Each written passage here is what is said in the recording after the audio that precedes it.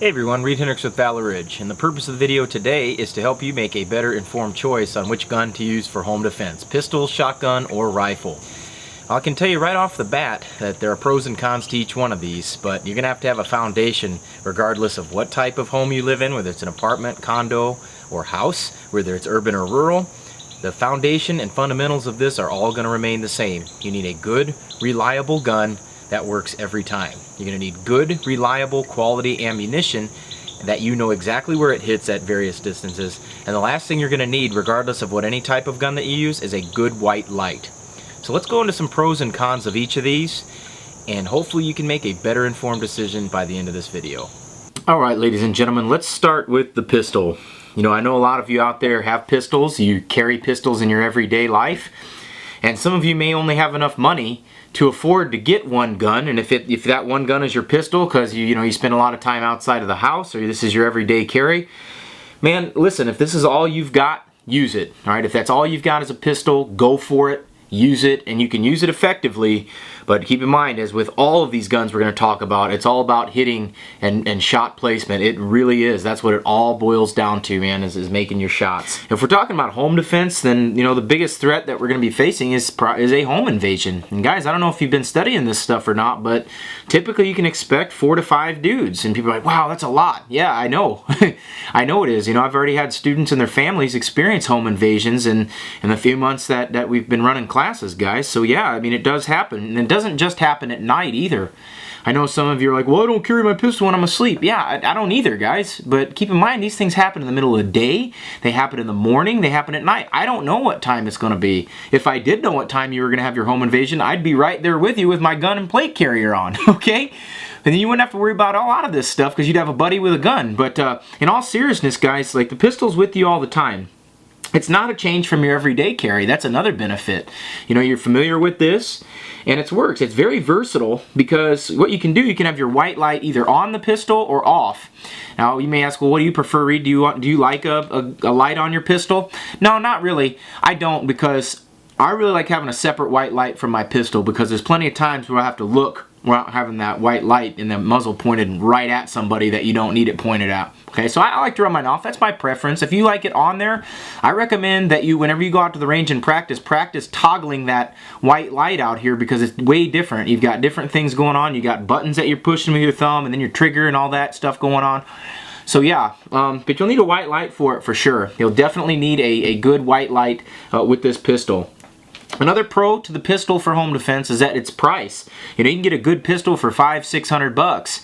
A Glock, a Smith, a Sig. If I left your brand out, it's not like I'm, insulting them or anything like that. I can't name every possible feasible brand that you guys are carrying a pistol, but there are many good pistols out there for $500 or $600. So what are some cons about a pistol? In other words, what are some negatives about the pistol over a shotgun or a rifle? Well, obviously, and I think this goes without saying, is that the pistol is a lot less powerful than a shotgun or a rifle. It will still kill people. There's no question. I mean, handguns kill a lot of people in this country.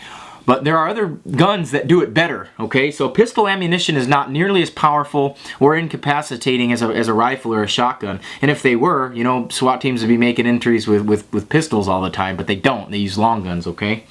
Our military doesn't carry pistols as the primary gun. They carry rifles. Why? Because, well, they're more powerful. They're more accurate. They're more effective. Well, another negative to the pistol is that it holds less ammunition than a rifle, but it does hold more ammunition than a shotgun, than most shotguns, okay? Most pistols hold more ammo than most shotguns.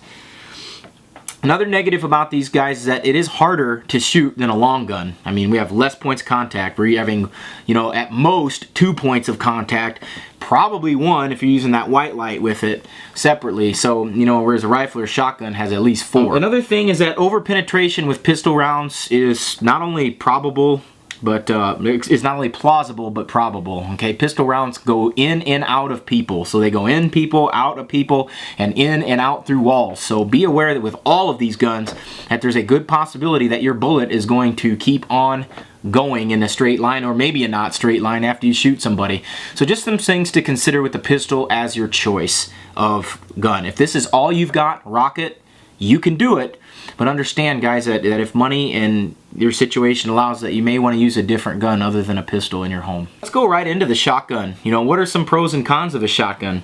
Well, obviously it's very effective and very lethal up at the distances that you're going to be using it in your house. You know, up close, a shotgun is pretty good, and the good news about shotgun fights is that they don't really last that long. You know, people shot with shotguns overwhelmingly are DOA, you know, when they get to the hospital, okay? Ammo is readily available. You can find buckshot or slugs at any Walmart or any sporting goods store, any gun store that you go to, and there's plenty of choices for them. Another benefit for a shotgun as your home defense gun is that its price. I mean, shotguns are substantially less expensive than a pistol or a rifle. They can be, you know, 2/3 less or even half off, I mean, compared to what a good rifle will run you.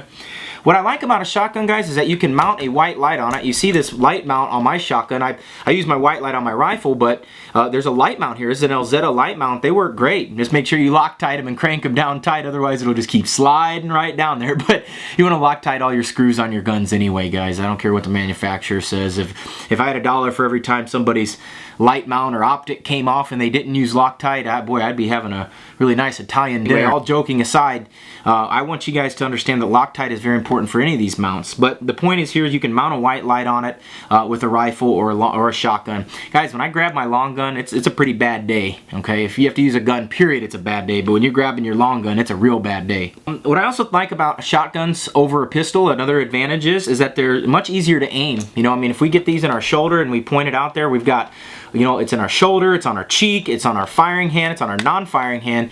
So you got 4 points of good contact there. Which brings me to the next point about aiming. You'll hear a lot of stuff from guys, boy, good news about a shotgun is that you just gotta point and shoot. Well, no, that's actually 100% false. You don't simply point and shoot, you use your sights, okay? Good rule of thumb for you guys to follow is that you do have to aim a shotgun. I've got news for you guys, and if you're thinking otherwise, boy, you're going to be disappointed. You really need to aim the shotgun. A good rule to follow is that for every yard that you go out from the muzzle, so in other words, as far away as somebody is, for every yard away from somebody is from you, from the muzzle of the shotgun, the pattern spreads an inch. So you got to figure the farthest shot in your house is probably about 7 yards, probably less than that. But you got to figure 7 yards, that's a 7-inch pattern. Guys, this is 7 inches. Right. Cons. You know, what are we going to talk about cons with a shotgun? Well, I'll tell you guys for real. It's got a lot more recoil than a rifle or a pistol for that matter, okay? A shotgun's got a ton of recoil compared to other ones. It's not horrifying, but it's definitely more recoil than either one of those, which means our sights are on the target less. And you say, yeah, but with proper technique, hey look, with proper technique, you know, you can shoot a 700 nitro. Well, that doesn't mean it's the best choice for you, okay? So they recoil more. Keep that in mind for your ladies in your life, or your daughters or your sons that are younger or more petite. All right, but it does have more recoil. That's just simple physics. The pump guns, they do require manual operations of the action. So if you're going to use this, you've got to run the action like that every time you shoot it on a pump gun. And I know there's semi-automatic shotguns out there. Look, they're sweet, they run, but then again, that negates the cost, doesn't it? It becomes more expensive at that point. But a good pump shotgun you can get for a good $300. You can maybe even get them for less than that if you shop around for a good Remington or Mossberg. Another negative about a shotgun is that it has limited ammunition capacity, okay? Most shotguns have anywhere between 4 or 8 rounds, or if the Joe Biden special, you've got the double barrel. You got 2 shots. Now 4 to 8 rounds with a shotgun, you know, usually if you hit somebody a few times with a shotgun, they're probably going to get incapacitated if you make a good hit. That said, guys, we talked about 4 to 5 people in home invasions, and that's common tactics these days. You know, all you got to do is look at police reports and reports from around the country, okay? You know, 4 rounds in that tube, you know, after 4 or 5 people, that's not looking real appealing. You're like, yeah, but Reid, I carry a side saddle. Yeah, so do I. But I don't want to have to reload this shotgun in the middle of a fight. Over-penetration is an issue, guys, especially with slugs or buckshot. Buckshot to a less degree, but, you know, slugs will definitely over-penetrate. They go through bodies, out walls, through houses, all that stuff. Even if you hit somebody, there's still a good chance that slug is going to keep going on. Alright, so that is an issue if you live in the city or you live in an apartment, so keep that in mind. And of course, you know, another issue is that this is a lot longer than a pistol, so it's a little bit harder to maneuver inside the houses. Now you can do that, but keep in mind it's not as portable as a pistol. As far as ammunition, guys, I think it's important to touch on this. You want to use either buckshot or a slug. I would probably shy away from the slug simply because of the over-penetration issue. Now, if you live out in the country, or you don't have neighbors anywhere close to you, or you don't have anybody in other rooms in the house, hey, that's cool. I get it. That's fine. Rock it, man. But people out there will say, but Reid, no, what about birdshot? Nope. The answer is simply no. The answer is no on birdshot, okay? It's just going to piss someone off. You want to be using double-aught buck in 12 gauge, or if you're a 20 gauge person, you want to go as low as you can. I like #1 buck if you can find it, okay? But we want as low as possible, as low a buckshot as possible. That is your best option. That brings us to the rifle as a choice for home defense, your choice of gun for home defense. Now, rifles in the past 10 to 15 years have really taken on an important role in not only police departments and SWAT teams. I mean, have you looked at AR-15 sales the last 10 years or so? They've absolutely skyrocketed. AK sales, the same way, they've skyrocketed. Well, there's a reason why. They're very effective at stopping people, okay? Like, the majority of people shot with handguns live. The majority of people shot with long guns die. I got many friends who work in emergency rooms, doctors, paramedics, EMTs, all those guys. And I can tell you guys, the overwhelming consensus is that bad guys shot with rifles and long guns, shotguns and rifles, they just don't live. They're usually DOA. They're usually dead right there. He's like, yeah, but Reid, it's a rifle round. Won't that penetrate longer? Guys, believe it or not, 5.56 penetrates less than a lot of pistol rounds. There have been numerous studies done on this. All you have to do is look up on the internet 5.56 versus pistol rounds in terms of structural penetration. We want to get rounds into the bad guy. That will slow these rounds down if you hit the bad guy. Even if it doesn't, then you've got to be aware over-penetration is an issue with any one of these, okay? But 5.56 less so than other of these choices. It is very good for multiple attackers, those home invaders that we're talking 2, 3, 4, 5 dudes, okay? I know down in New Orleans there were dudes rolling in houses 10 deep. Think about that. And they said, well, that's during times of chaos and anarchy. Yep. I get that. So, what do you think a home invasion is? It's chaos and anarchy, okay? But, okay, these are great for multiple attackers. They hold enough ammunition to effectively, manipulate your gun as less as possible during that gunfight against those people. So, guys, a modern rifle holds anywhere between 20 and 30 rounds of ammunition. That's more than pistol. That's a lot more than the shotgun, and they're very effective. Another benefit to a rifle, low recoil compared to the shotgun, okay? Anyone can use an AR or an AK. They recoil a lot less. You guys got women in your life, you got older people in the house, you got kids.